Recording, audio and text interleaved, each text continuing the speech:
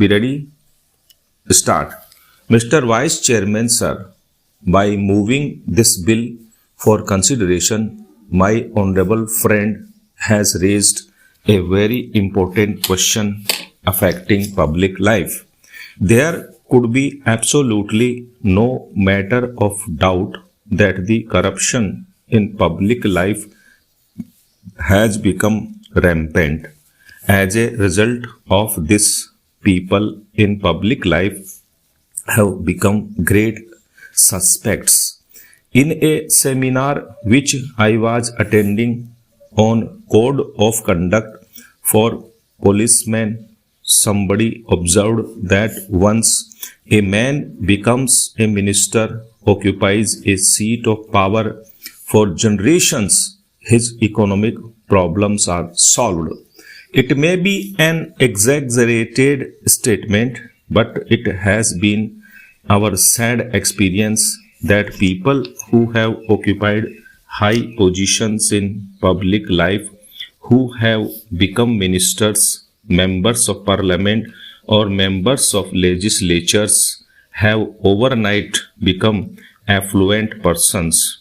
This may not be true of all members of parliament. This may not be true of all members of legislatures. This may not be true of all ministers, but quite a large number of them have overnight become so affluent that it becomes really difficult for any man to understand how the man become so affluent. The whole thing becomes a mystery to the common man, and the character and integrity of the person concerned becomes highly suspect. I know, sir, that it would be too much to expect the same standard of public behavior as we had during the days of Ramayana. Those who were in charge of administration, those who were occupying the highest office, put themselves to the highest form of test, the highest form of ordeal. Can there be any doubt that public life, if so much corrupted today that we have all become suspect? In fact, the people have also become jealous of the members of parliament. They say somehow one has got to become a member of parliament or a member of the legislature, or somehow come closer to the corridors of power. Why do they say this? Because they see the sudden change in the outlook, the behavior, the kind of living of a particular individual. But sir, the solution in this problem of corruption in public life may not be like instant coffee. The solution may be very difficult. In fact, this was pointed out by the Santhanam committee itself.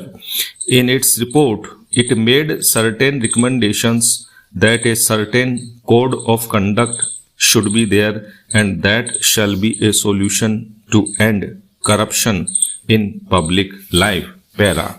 What has actually troubled us is the variance between percept and practice in this country.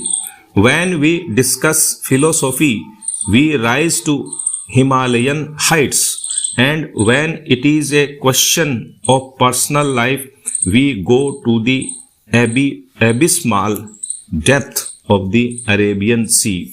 There is so much variance between percept and practice in this country that even if a particular individual might be trying to adhere to the percepts, he also becomes suspect because the general atmosphere is one of suspicion. In that context, sir, I feel that something has got to be done to restore the confidence of the people in the members of parliament, in the members of legislatures, and in the ministers.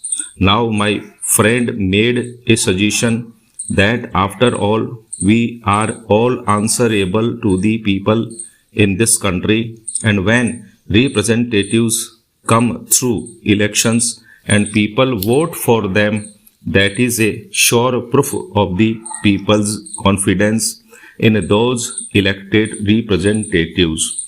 I would respectfully differ from my friend on this kind of a diagnosis or analysis of the problem that electorally everything can be solved. The problem of human character, human integrity, human behavior, morality cannot be solved by an electoral process. There have been men in the world who are of great moral stature, men of great character and integrity, but they never won an election. Are we not aware of Mr. Rajgopalachari, who was a man of great character and integrity? Nothing can be said against him. He was a man of high moral stature, but he never won an election. He was also defeated in an election. Let us not try to beguile ourselves by saying that by our being electorally established, our character is established, our integrity is established, our moral standard is established.